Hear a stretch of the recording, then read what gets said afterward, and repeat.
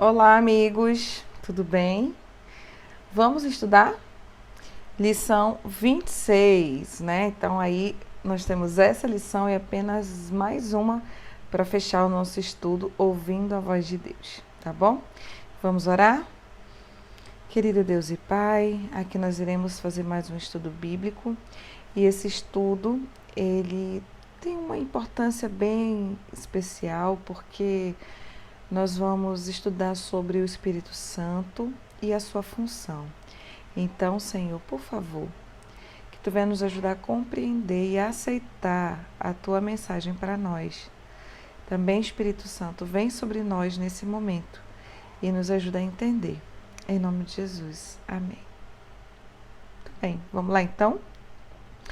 Primeira pergunta, a lição, o título é A Vida no Espírito, tá bom? A gente vai entender melhor sobre o Espírito Santo e o seu papel na nossa vida, na vida do cristão, tá bom? E aí, no início aqui da lição, tem um texto que fala o seguinte: somente através do Espírito Santo o cristianismo se torna um poder vivificante e transformador na vida dos filhos de Deus.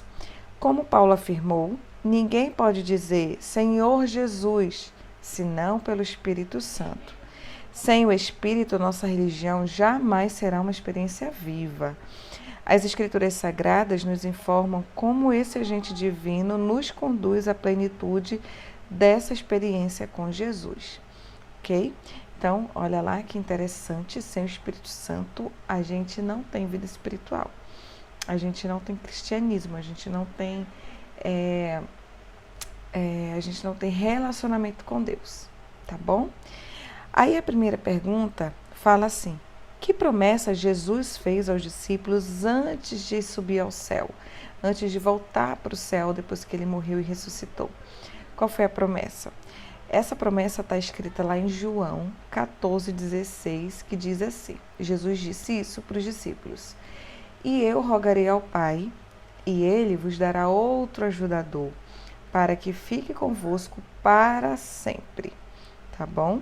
Também Lucas 24:49, que diz assim: e eis que sobre vós envio a promessa de meu Pai. Ficai, porém, na cidade, até que do alto sejais revestidos de poder. Então, Jesus prometeu que ele iria voltar para o céu, né? Porém, ele iria enviar um outro ajudador, que é justamente o Espírito Santo, que aí é uma promessa do Pai, ele diz, né? E aí ele falou para os discípulos: fiquem na cidade juntos, porque vocês vão receber esse poder, né? Vocês vão receber o Espírito Santo na vida de vocês. Então, a vinda do Espírito Santo é uma promessa, foi uma promessa feita por Jesus, tá bom?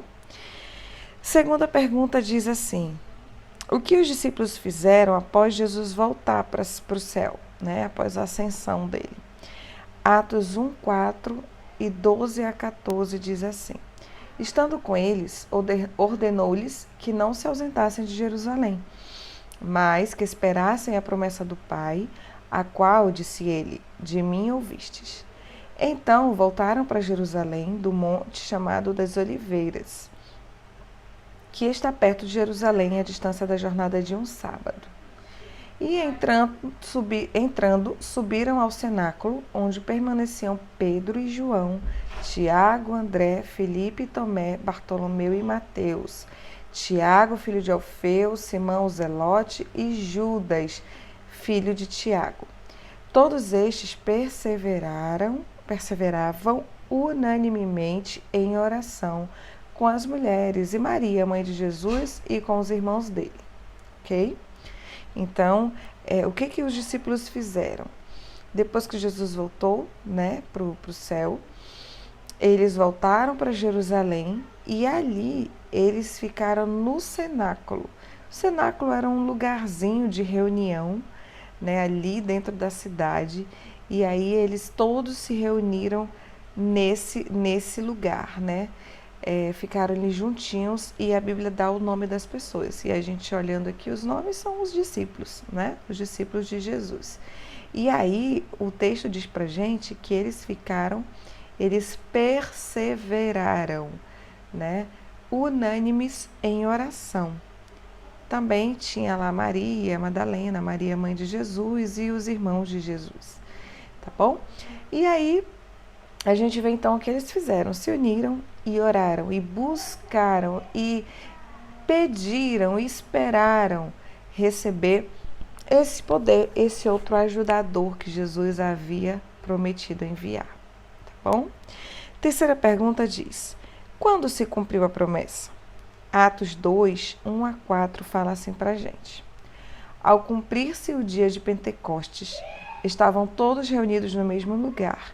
De repente veio do céu um ruído, como que de um vento impetuoso, e encheu toda a casa onde estavam sentados.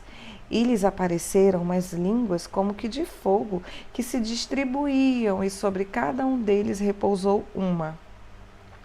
E todos ficaram cheios do Espírito Santo e começaram a falar noutras línguas, conforme o Espírito Santo lhes concedia que falassem. Então tá aqui. Quando foi então que se cumpriu essa promessa? A Bíblia diz aqui pra gente que quando estava acontecendo o dia de Pentecostes. Pentecostes era uma das festas judaicas, né, que aconteciam periodicamente. E nessa época dessa festa judaica foi que quando Jesus voltou para o céu, cerca de 10 dias depois isso aconteceu, que era justamente no dia da festa de Pentecostes. Nesse dia, todos os judeus de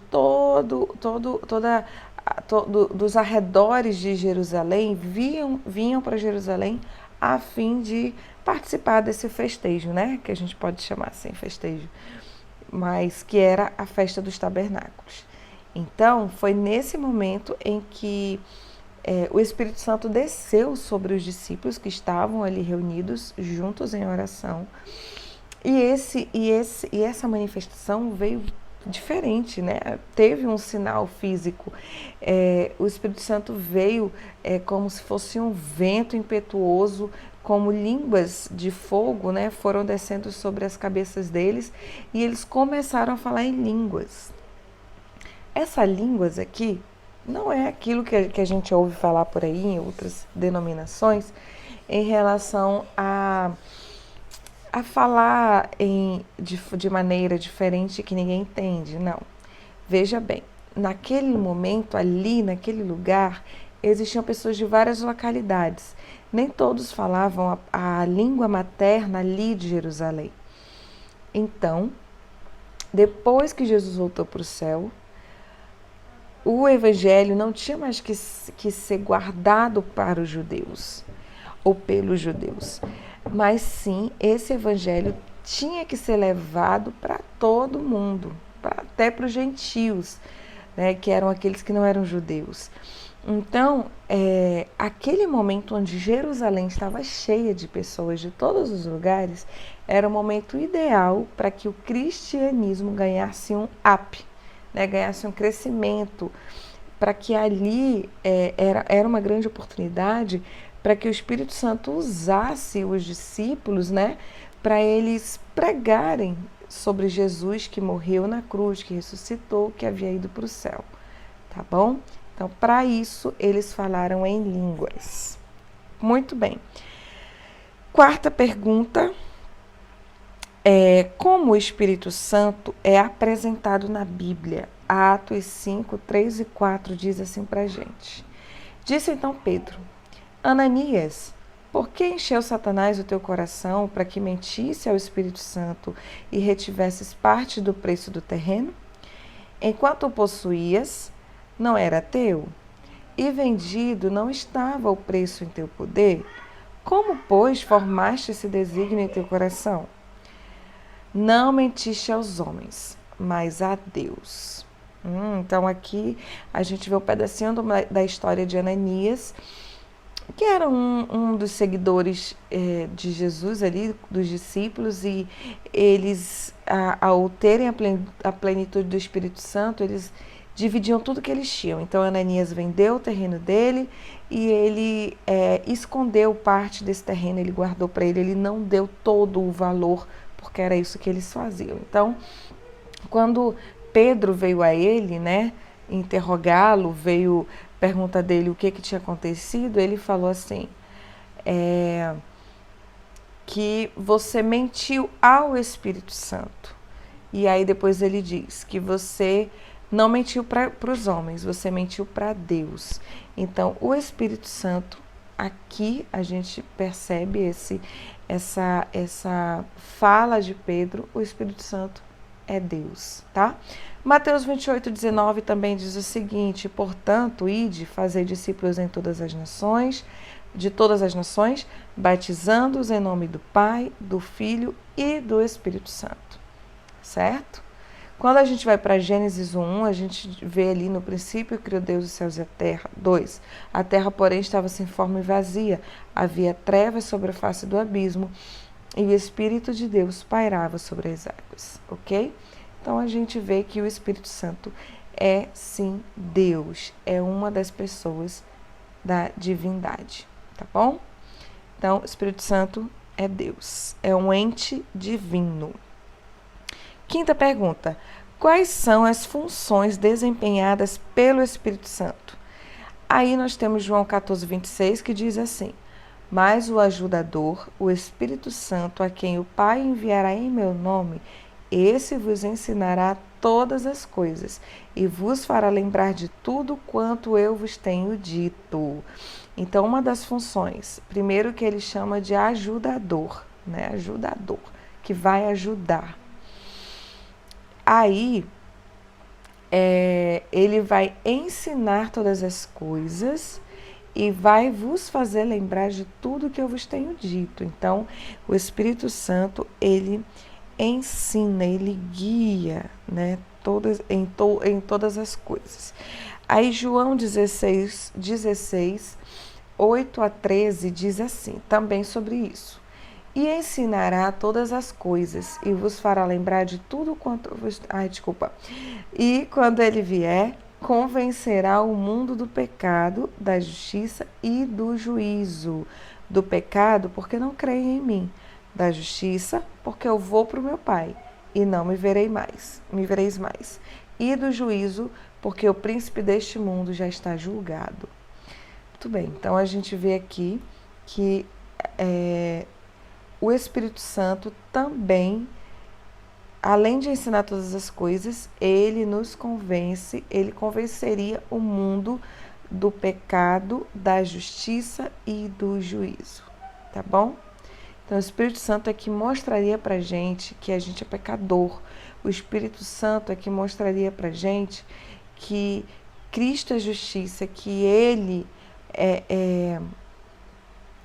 viria morrer e iria voltar para o Pai a fim de também nos tornar justificados. E do juízo, que é justamente que um dia ele vai vir e vai julgar. Então, o Espírito Santo é que nos convence disso. É o Espírito Santo que fala pra gente quando a gente está errado.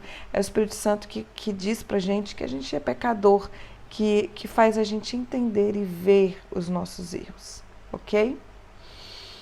Bom, aí continuando o texto de João 16, 8-13, o verso 12 fala assim, João 16, 12.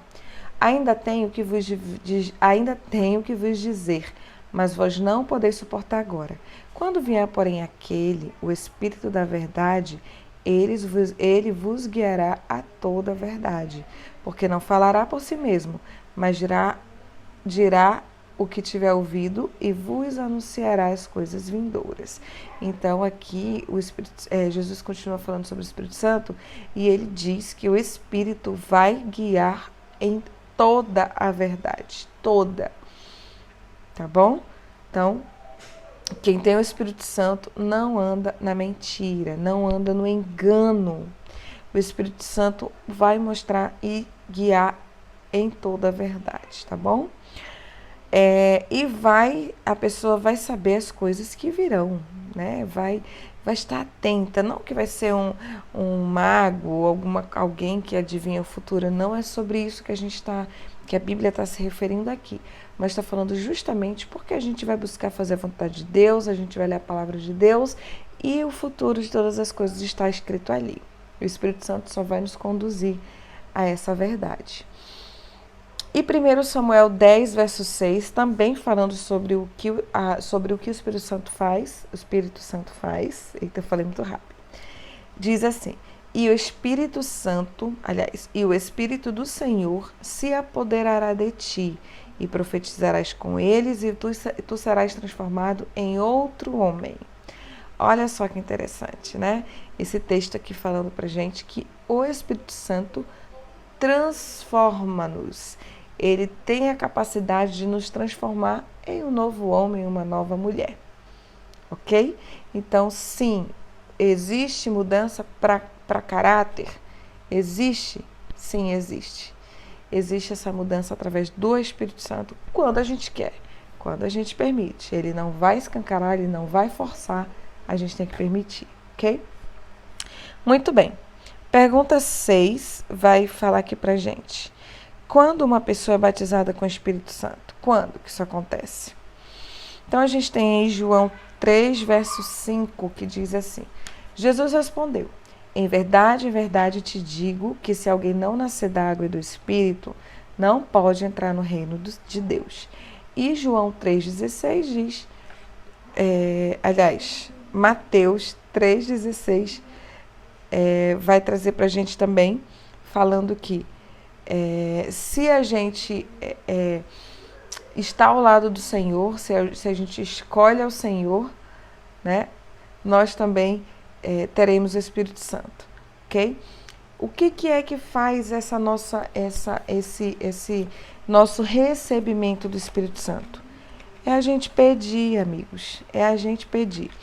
Então, Mateus 3,16 fala assim pra gente: batizado Jesus, saiu logo da água, e eis que lhe abriram os céus, e viu o Espírito de Deus descendo como pomba vindo sobre ele. Então, aqui a gente viu retratado que quando a pessoa é batizada nas águas, ela, sem o batismo nas águas, ela não vai receber o Espírito e nem vai poder entrar no reino de Deus. E lá em Mateus 3,16, a gente tem o exemplo de Jesus, né? Que ele foi batizado e ali no momento em que ele foi batizado, houve uma manifestação de Deus. Deus se manifestou ali através da voz, dizendo: este é o meu filho amado, em quem me comprazo. E também apareceu ali o Espírito Santo em forma de pomba, né? Dizendo assim, ratificando que Jesus sim era o Filho de Deus, era o Messias. Ok? Então, Espírito Santo presente no momento do batismo de Jesus. Então, no dia que você foi batizado, você recebeu o Espírito Santo na sua vida. Eu recebi. Porém, a manutenção do Espírito Santo precisa ser diária. Não que tenha alguma burocracia, alguma coisa assim. Mas é porque, gente, religião não é uma coisa mística, não é uma coisa mágica, não é uma varinha de condão. Não é nada disso. Não é uma coisa que acontece em um momento estanque. Não é. Religião é uma entrega no primeiro dia, mas uma entrega todos os dias, uma busca diária, né? Todo dia ali aos pés do Senhor. Por isso a gente precisa do momento de comunhão todo dia. Acordou? Pega sua Bíblia, vai ler. Pega seu inário ou um louvor no celular, vai cantar. Pega sua lição, vai ler. Ora a Deus durante o dia. Tem algum tempo vago durante o restante do dia? Busca ler algo, né, que vai te nutrir espiritualmente. Pede o Espírito Santo de Deus, tá bom? E aí, a 7ª pergunta vai falar pra gente: como podemos saber se o crente possui ou não o Espírito Santo? Interessante essa pergunta, né? Atos 5,32 fala assim pra gente: e nós somos testemunhas destas coisas, e bem assim o Espírito Santo que Deus deu àqueles que lhe obedecem. Então, os que têm o Espírito Santo são obedientes a Deus. Eles obedecem a Deus em tudo que ele pede, tá bom? Gálatas 5, 22 e 23 diz assim: mas o fruto do Espírito é amor, gozo, paz, longanimidade, benignidade, bondade, fidelidade, mansidão, domínio próprio. Contra essas coisas não há lei. Então, se a gente tem o Espírito Santo, nós vamos ter os frutos do Espírito Santo na nossa vida. Nós vamos dar indícios de que nós temos o Espírito Santo na nossa vida, através do que nós somos, do que nós fazemos, de como nós agimos, tá bom? E aí a última pergunta, a resposta está em Lucas 11. Lucas 11, verso 13. E a pergunta é a seguinte: o que devemos pedir hoje a Jesus? Vamos ver. 11, 13. Lucas 11, verso 13 vai dizer assim: ora, se vós que sois maus, sabeis dar boas dádivas aos vossos filhos, quanto mais o Pai Celestial dará o Espírito Santo àqueles que lhe o pedirem? Olha só que interessante. Nós temos que pedir o Espírito Santo de Deus. Já fui batizado, ok. Peça agora todo dia a porção dobrada. Senhor, eu quero mais de Ti. Sem a porção dobrada, nós não alcançaremos a salvação, amigos. Porque é o Espírito Santo que todo dia precisa vir à nossa vida para fazer transformação. Para tirar aquilo que não deveria estar ali, para colocar aquilo que não está, certo? Para nos transformar. Então, Deus quer te dar o Espírito Santo. Deus quer me dar o Espírito Santo. Ele está ansioso para nos dar. Mas a gente tem que pedir, a gente tem que ir a Ele. A gente tem que entender a nossa necessidade do Espírito Santo. Que Deus te abençoe, viu? Peça o Espírito Santo todo dia. Leia mais sobre isso. Busque fontes que venham te ajudar, que venham te fazer entender quem é a pessoa do Espírito Santo. Tem muitas pessoas por aí que começaram a dizer que o Espírito Santo não é Deus, que o Espírito Santo é uma força, que o Espírito Santo é isso, é aquilo, ou não existe. Mas não caia nessa armadilha, viu, amigo? Não caia nessa armadilha. O Espírito Santo existe, Ele é Deus e é Ele que faz o trabalho de transformação na nossa vida. É por isso que Satanás inventa essas mentiras no coração das pessoas para fazer a gente descrer naquele ser que vai fazer, que vai nos habilitar, nos transformar para estarmos habilitados para a salvação. Jesus pagou o preço, porém, com a minha escolha e a minha vida todo dia, eu vou dizendo sim, demonstrando a minha entrega através das minhas ações, através do meu pedido do Espírito Santo e a atuação dele em mim e a minha transformação. Amém? Que Deus te abençoe, viu? E te ajude a pedir o Espírito Santo todo dia e você realmente seja batizado, que eu realmente seja batizada pelo Espírito Santo. O compromisso de fé diz assim: dedicarei tempo todos os dias ao estudo da Bíblia e à oração, para que eu seja batizado diariamente com o Espírito Santo.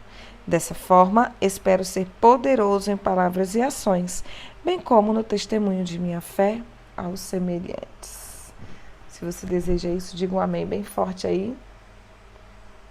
Muito bem. Deus te abençoe. Mais uma vez, vamos orar? Senhor, nos dá o Teu Espírito Santo, meu Deus. A gente precisa tanto, meu Deus. Que o Teu poder seja derramado no nosso coração, na nossa mente, na nossa vida. E que a gente, Senhor, venha ser transformado todos os dias. Por favor, Senhor. Recebe nossa vida nas Tuas mãos. E Espírito Santo, toma de conta de nós. Nos transforma à imagem e semelhança de Jesus e nos dá os frutos que nós devemos ter. E assim nós possamos mostrar ao mundo que fomos salvos e que eles também têm essa chance de salvação. Em nome de Jesus eu oro. Amém. Tchau. Deus te abençoe.